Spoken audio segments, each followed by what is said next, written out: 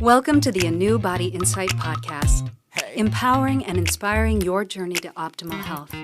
Hosted by Dr. Supatra Tovar, clinical psychologist, registered dietitian, fitness expert, and author of Deprogrammed Diet Culture. Rethink your relationship with food, heal your mind, and live a diet-free life. And Chantal Donnelly, physical therapist and author of Settled, How to Find Calm in a Stress-Inducing World. We follow our guests' journey to optimal health, providing you with the keys to unlock your own wellness path. Tune in and evolve with us. Hello and welcome to the ANEW Body Insight Podcast. I am Dr. Supatra Tovar. And I am Chantal Donnelly. We are super excited to have Midlife Whisperer Dr. Ellen Albertson with us today. Hi, Dr. Ellen, how are you? I am great. I'm so excited to talk with y'all. Oh, we're so excited to have you here. I'm going to read a little bit about Dr. Ellen, and then we're going to get right into our questions. Dr. Ellen and I have, our backgrounds are very, very similar. She's one of the only other psychologist, registered dietitian that I know in this country. She's also a national board certified health and wellness coach. She's also a Reiki master and mindful self-compassion teacher. She is known as the Midlife Whisperer. She helps women raise their vibration so that they have the energy, confidence, and clarity to make their next chapter their best chapter.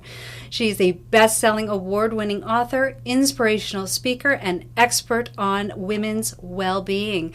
She has also appeared on Extra, the Food Network, NBC World News, and she's also been quoted in Psychology Today, Eating Well, and USA Today.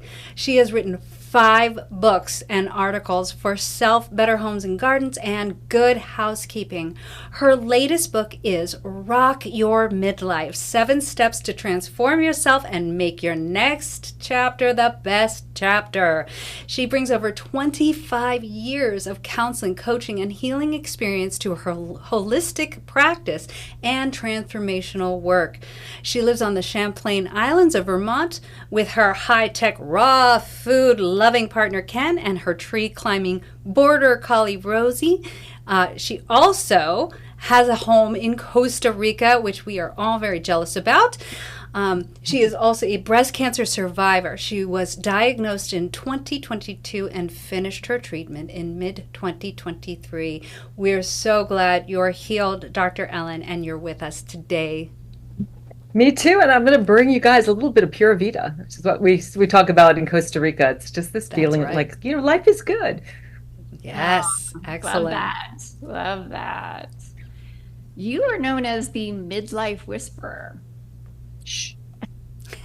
I have to say, as a woman who's 55, I think I need a little whispering to my midlife screaming personally.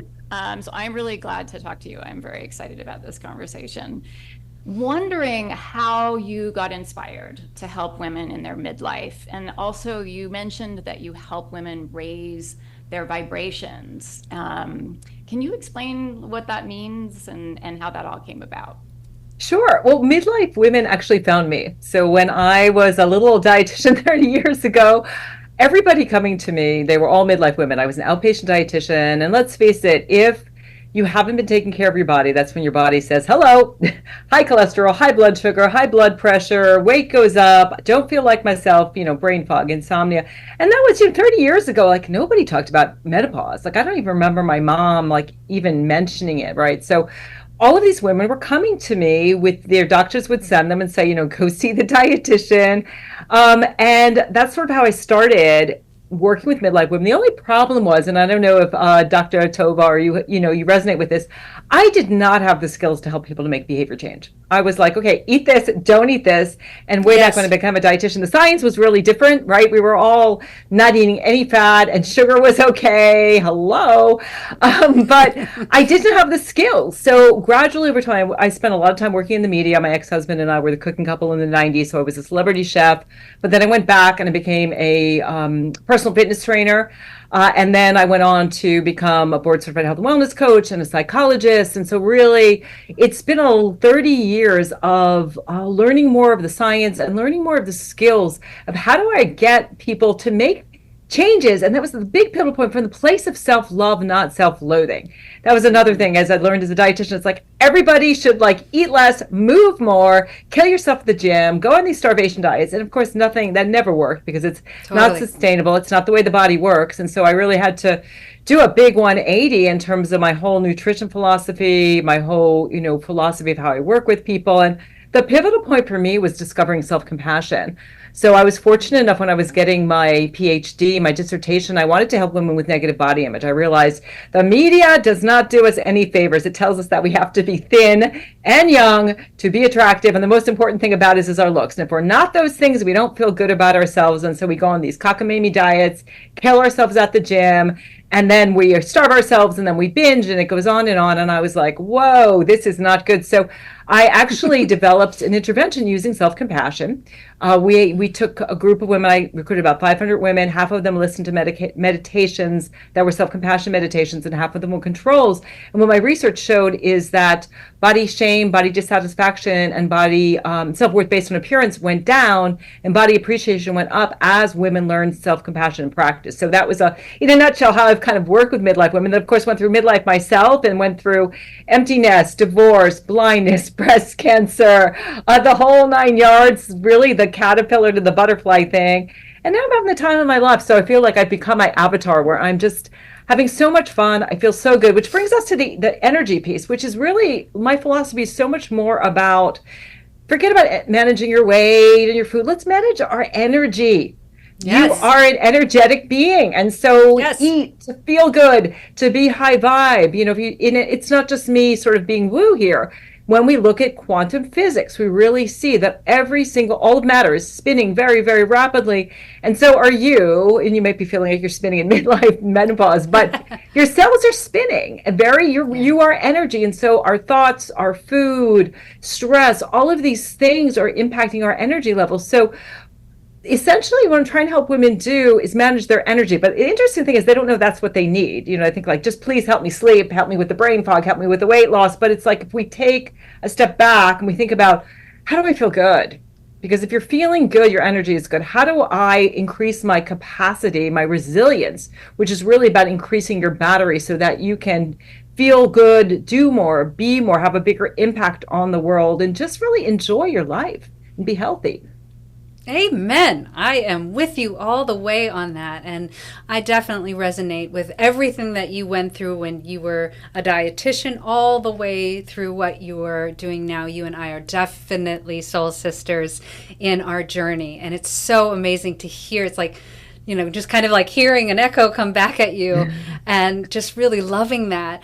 Tell us about Rock Your Midlife, the 7 steps to transform yourself and make your next chapter your best chapter. It has gotten significant attention. I would love you to give us the overview of the 7 steps and how they can transform a woman's midlife experience. Well, I wrote the book to help more women, first of all, because, I can only coach so many women. And I also wanted to tell my story, having gone through midlife. So let's go over those steps. So the first step is to know yourself. If you don't know yourself, you can't be on your path. You need to know your strengths, your weaknesses, what you like to do, what you love to do as a kid. And so it's so important, because when you don't know yourself, and I think this is a lot of our cases at midlife, it's like we're climbing up this ladder of success. We get to the top of the building, we look around, and we're like, why am I not happy? I did all of the things I was supposed to do. I'm running around trying to please everybody else. I'm doing all of these things that society tells me are going to make me happy. All of this sort of, this patriarchal BS. Our brains think in a certain way that I got to beat myself up. I got to be better, be skinnier, be a better mom, be a better wife, be a better worker. And we get there and we're like, this is not working for me. So what you need to do is really get to know yourself and what really makes you happy. Because when you're happy, you're going to have such a bigger impact on everyone else. You've got to know yourself. And when you know yourself, it's like you're on your path. Like every day that I live, I don't think about, I mean, I guess I think about where I want to be in 4 years, 5 years, all that, long-term planning, but I'm really every day on my path doing what I love to do and helping people and being lit up. So you've got to know yourself. That's the first step. Yes. The second step we touched on a little bit, and that's that self-love, self-compassion piece. And I really feel like self-compassion is the practice that you do to amplify the self-love. And it's simply treating yourself like a good friend, being Yes. kind to yourself rather than judgmental. And if you're listening for a second, think about if you have a good friend who has been through some kind of difficulty, they felt embarrassed, they've had an argument, a fender bender, or a health crisis. What do you do for your friend, right? What's your tone of voice? What do you do? What's your posture like? Then take a moment and think about what happens with you. When we failed, when we Yes. felt inadequate, like, what do we do? Like, you mentioned, like, I got breast cancer, right? And I was like, why is this happening to me? What did I do wrong? Instead of, oh my God, you poor thing, you just got a breast cancer diagnosis. How can I support you? So we learn to be kind to ourselves rather than judgmental. There's an active component in self-compassion. We also learn common humanity, which means that we know that, shit happens. The Buddha got it right. Like when he looked over the wall and he saw people were dying, people were getting sick, people were impoverished. It was like, oh my God, this is the reality, is that, like, being a human being is tough. Then we don't feel so isolated and alone when things go wrong in our lives. And then the third piece is mindfulness. So when something goes wrong, it can be a small thing. You're just having a bad day. You got an email that, or you forgot to balance your checkbook or whatever it is. Somebody gave you the finger on the highway. You guys live in Los Angeles. And it's like, what do I need right now? Happens. It never happens. We try not to go on the highway. We stay in our bubble. But, you ask, like, what do I need right now? And it is a game changer, and it's a practice. So it's something that you do every single day. You think, today I'm going to be my own best friend today. I'm going to work on that. And we think we need our self-critic. We think we need to beat ourselves up to succeed. But what the research really shows is that when we criticize ourselves, it's very demotivational. We raise cortisol, which of course we know cortisol is bad for you. It creates inflammation. It shuts us down. It makes us feel like crap. And that whole energy management piece doesn't work for us. But when we're kind to ourselves, we can generate what's called oxytocin, simply even just like a soothing hug or a touch. That actually helps to motivate us. It also helps with things like decreasing our stress and our cortisol levels. It can help you stick to your diet if you feel like, I got to have that cookie. If you think, what do I really need right now? I don't need a cookie right now. I need a nap. Or maybe I need to get some fresh air. Or maybe I need to, speak to my coach and my therapist or my friend. So those three things, that's a game changer. When you practice self-compassion, you start to love yourself. You stop doing those things that insult your soul. You start doing those things that really attract what's in your highest interest. That's number 2. Got to love yourself. Number 3 is energize yourself. We've kind of touched on this, but briefly, it's diet, movement, stress, and sleep. And, learning how to manage your energy. So first, diet is simple. It's a whole food, plant-based diet, less processed foods, more plants. Don't eat anything your grandmother would have eaten. Make sure you're staying hydrated. And it's stress management. So learning, like, okay, how do I manage my stress? How do I manage these difficult thoughts that leads to stress? What stress reduction am I doing, whether that's movement, nature, meditation, yoga, whatever that is, because, stress is generating cortisol. Cortisol is creating inflammation, and it's shutting down our brains and our bodies. Sleep is so important, particularly at midlife. Like, how many of us are not sleeping well at midlife, right? We've got to get good sleep. So much of repair happens at sleep. And then movement. Exercise and diet, all of these things shouldn't be punitive. It should be doing it because I love and care about myself and I want to feel good. So managing your energy is number 3. Number 4 is reprogramming your brain. So I know that, Supatra, you understand neuroplasticity, which means that no matter your age, you can rewire your brain through your thoughts, working with your emotions, and also eating the right foods. There is a connection between diet and mental health. So when we have a good diet, our mental health is better. When our mental health is better, we reach for the right foods. So you can actually reprogram your brain to be happier and healthier. And then comes empowerment. So after you've learned who am I really, what makes me tick, I want to be authentic, I love myself, I'm energized, I've reprogrammed my brain. Now it's time for me to jump out of that plane and do that thing that scares me that I want to do. And that might be like, I want to go to a dating app, or I want to take that exercise class that I feel a little intimidated about, or I want to take, that creative class or write that book or change my job. With empowerment, we're ready to like rock and roll and make some changes in our lives. And, it's hard because we've got this negativity bias. The brain isn't interested in us being enlightened and having fun and feeling fulfilled and following our passions. It wants to keep us small and safe. And so we need to learn how to do those things that scare us, because that's really, everything you want is on the other side of fear. Whether that is, leaving, for me, it was like leaving a relationship that wasn't working, finding a new relationship, changing, I'm always changing my work, doing new things, but that's really where fulfillment comes. So empowering yourself, and the self-compassion comes in because self-compassion is really a parachute and a life vest. So it's a life vest. So when you get a health crisis, when you do, make a mistake, you've got this life vest on so you can float, but it's also a parachute. So when you decide, you know what, I'm going to go for that thing that my soul is saying, you're running out of time, woman, go and make it happen. Yes. You can, if you fail, so what? Failure is just a stepping stone on the road to success. So that's empowerment. Then we get to rehab your relationships, because what happens is you become that butterfly, right? So you're flying, you're colorful, you're having fun, you feel great. But the people in your life, they're like, no, you're still the caterpillar. Because we see things as we are, not as they are. So what they try to do is they try to pull you back in their reality, and that can really keep you stuck. So you have to learn techniques to help you rehab your relationships. You might have to cut some people loose, and that was my situation when I got divorced and really came out as myself, became that butterfly. I lost some friends.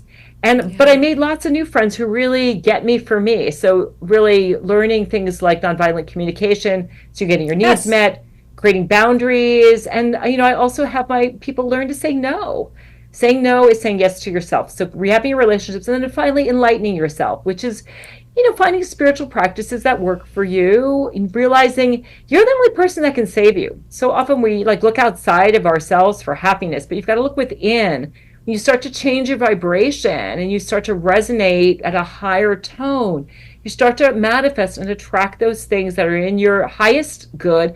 And also you're just, again, you're on your path, and you start to also see, I'm a soul having a human experience. And I think that's the big pivot with enlightening yourself. So those are the steps in a nutshell, but you can read more in my book, Rock Your Midlife. Oh, I swear, it's like seriously looking into a mirror, Ellen. Like you and I have very similar values. I love that, and I am sure everyone who's read your book loves that as well. Thank you. I want to read the book. It's now on my list. It's gonna be next to my bedside table very, very soon, on the pile, right? That big pile of books on the bedside table. You mentioned earlier that when midlife women started coming to you when you were a registered dietitian, working with them, you noticed that they hadn't been taking care of their bodies. And then with midlife, it sort of caught up with them. It's so interesting that you say that, because when I got to that point in my life, I thought I was taking care of myself. I was doing all the things that our culture tells us to do. And it's those couple of steps, particularly your first couple of steps, that were missing for me. And that I realized that the rules had changed, and I could no longer move through life without the self-compassion piece, and I could no longer push myself. That's what changed for me in midlife. So those, as soon as you started talking about your steps, I was like, oh my God, I got to read this book, because it completely makes sense to me. There was so much push for me prior to going through perimenopause, and it doesn't work for you. At least for me, it didn't work as I got older. And it was that self-compassion piece and really kind of pulling back on the intensity, because I was successful. I was up there and I was lonely and I felt like crap, just like you said, right? So that really makes a lot of sense for me. Yeah, I'm gonna read that book. Well, the good thing is that self-compassion is a muscle and it's a practice. And so no matter if you're listening, no matter where you are at, and I was type A personality, fierce self-critic, go to the Ivy League school, get the PhD, all of the things. And if I Totally. could learn it, anybody can learn it. And that's the beautiful thing. And I think it's such a contrast to self-esteem. You know, we learned like in the 80s, it was all about like self-esteem, raising your self-esteem. But self-esteem is evaluating yourself against yourself or somebody else. And we're always going to fall short. Like you have those moments where you think you look great and then you realize, oh my God, I've got like toilet paper on my shoe or something. And I've been like going through, I've had these, you know, interviews and I go like, oh my God, I've got like lipstick on my teeth. It's something about, you know, your looks, and you realize like, oh, self-esteem, I'm always evaluating myself and it can go up and down. It's like riding a roller coaster to keep up, as you were, you know, you were saying, Chantel, it's just like trying to keep up. Mhm. But with self-compassion, there's no keeping up. It just Right. is more and more about being there for yourself. It just, you grow in your capacity to love yourself and be there for yourself. Where self-esteem is very wonky. And it's like being on a hamster wheel. I think we're taught that, right? That we have to always be better than. Oh, very cultural, very much a Yes. message that we all get, especially as women, I think. You know. And we're also taught to be happy, right? We got to be a good mom. We like to remember that Anjali commercial. I don't know if you remember. You know, I'll bring home the bacon and Oh, fry it yeah. up in a pan, and I can never bring let you home the forget you're a man. bacon. Like, yeah, right. Like all that stuff I'm supposed to do, like all of these things, and these, you know, and during menopause, your brain literally changes. There's some great research that just came out that found that estrogen receptors actually increase in the brain as we go through menopause because the brain is so hungry for estrogen. We get more selfish and we just don't feel good, and we have to start taking care of ourselves or we're just going to sink. Absolutely. I think And we need I think it is, yeah. And I think everything that you said, including, you know, especially diet. I think diet is probably one of the most important things that people can look at in their midlife and adjust and change. And you talk about a whole foods, plant-based diet, and that has been proven to be one of the healthiest diets on the planet. Do you find with your clients that they accept it, adhere to it, or reject it? I have a lot of back and forth. I don't think everybody's real with themselves. You know, what I'll see is someone will tell me, my diet's great. I don't eat the standard American diet. And I'll look at their Instagram and they're holding a Pepsi, you know? So I think that there's a disconnect. And I think that there's a lot of shame. A lot of the people who come to me are really ashamed. Like maybe they were in good shape in their 20s and their 30s and they had a kid, put on a little bit of weight, had a second kid, put some more weight on, hit menopause, put more weight on. And what they end up doing is they go on these cockamamie 6-week beach body, look fantastic. And I love my body. I think I look great at 61, but what I do is not what everybody's going to do. And I love it. I mean, I grow my food. My man is a master gardener. I love to move my body, but it's not everybody's thing. And I think there's a disconnect both with how much work goes into having that body that we see on Instagram. And it's doable. And I think, you know, some of us who are influencers, you know, look that way and that's the way that we live. But for the average person, it's really hard to do, and it can feel really overwhelming when they don't get those results, and they focus in everything. And I just, why do we focus so much on that stupid metric of weight? Like I am just so, Yes. It's an outcome, but it's like the only metric. Everybody who comes to me is like, I want to lose weight, I want to lose weight, I want to lose weight. It's like, no, let's just focus on being healthy. You know, the weight will get to where it's supposed to be if you focus on it. But to answer your question, I think there's a disconnect. And the other issue is too, is that we live in an obesogenic society culture. Yes. We have what, Yes. 7,000 calories for every man and woman. And those processed calories are diabolically designed to hijack your brain to want more and more of them. Can you eat one M&M or one potato chip?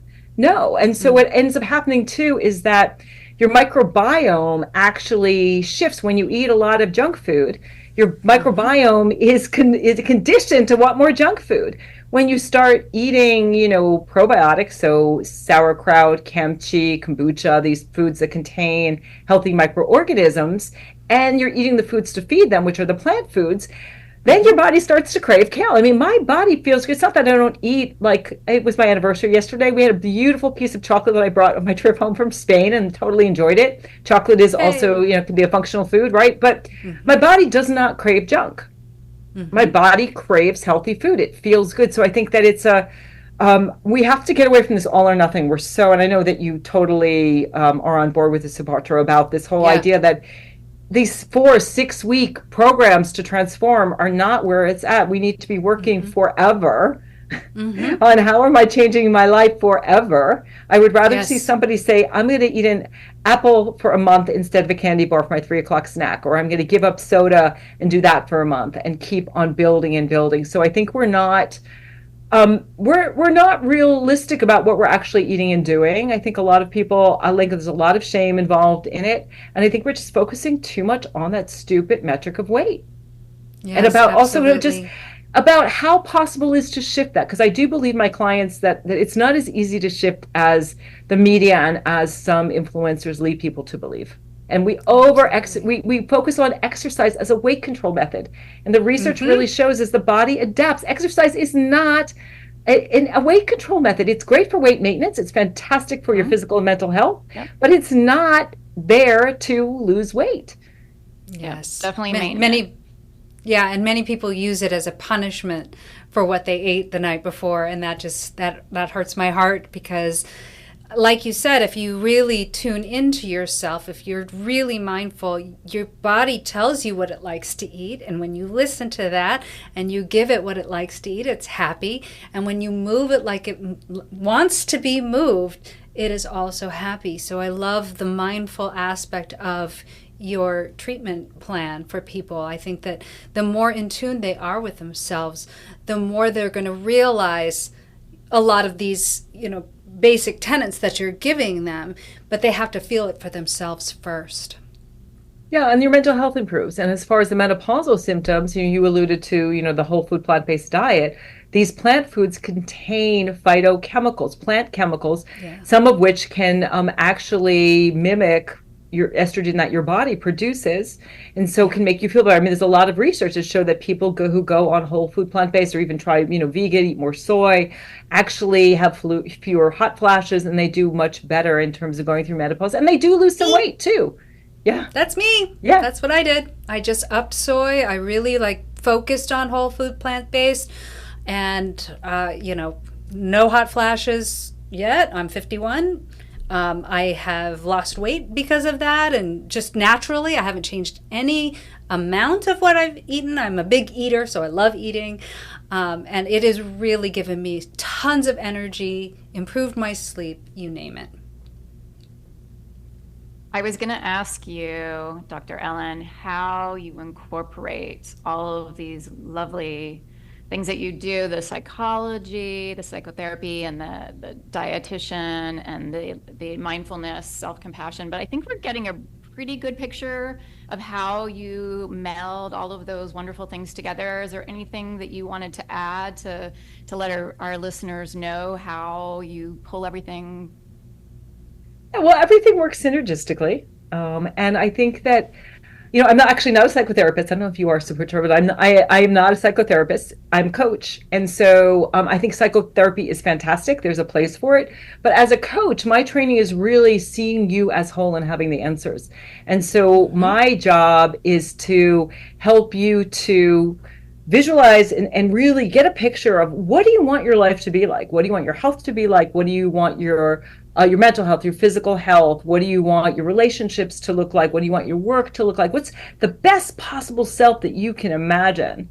And using all kinds of tools and figuring out, how do you get from where you are now to where do you want to be as quickly as possible, with a lot of compassion on my part, but also motivation and accountability, and really being, it's coaching is like a dance, letting my client lead. And I would say one other technique that I've recently added to my quiver is heart math. I don't know if you're familiar with heart math, but it's really amazing, very easy techniques that allow you to create resilience, which is your capacity to have more energy by what we do is we shift your emotions on a grid. So imagine, if you will, on the left are all of your difficult emotions. I don't believe in negative or positive emotions. I believe in challenging emotions. They all have a use in our lives. So your challenging emotions, your fear, your anxiety, your depression, grief, sadness, anger. And with heart math, what you do is, through these very easy techniques that you can learn, you create what's called heart coherence. And so your brain, your heart, and your emotions all come together. And your heart rate variability, you get a very smooth kind of curve instead of being kind of overwhelmed and frenetic, that way we feel really stressed out, where you just feel like all over the map. I think we feel that a lot at midlife and when we're going through menopause. Yes. Get much smoother, simply just breathing, locating your heart, breathing into the area of your chest, creating a little slower and deeper than normal, and then just thinking about someone or something that raises your emotions, so that brings compassion, love, peace. Just by doing that, even for just like 20-30 seconds, could shift your vibration. So that's one technique that I've really started to use, and with great results. It helps people tap into their intuition. It's a great technique that people can do along with self-compassion, micro doses throughout the day, to keep your energy balanced instead of being all over the map. I love it. I love it. What I love about that technique is this body up, brain down combining, right? So the breathing piece is that body up, and then you're thinking about somebody who helps you raise your vibration, your frequency, and that's that brain down. So I love the combo there. And I love that you mentioned, body up, because 80% is body up. Your heart is like, your heart develops before your brain for a reason, right? Your heart is so in tuned with everything that's going on. And we haven't talked that much about the gut and the microbiome, but 80% is going from your gut to your brain. Only 20 is your brain to your gut.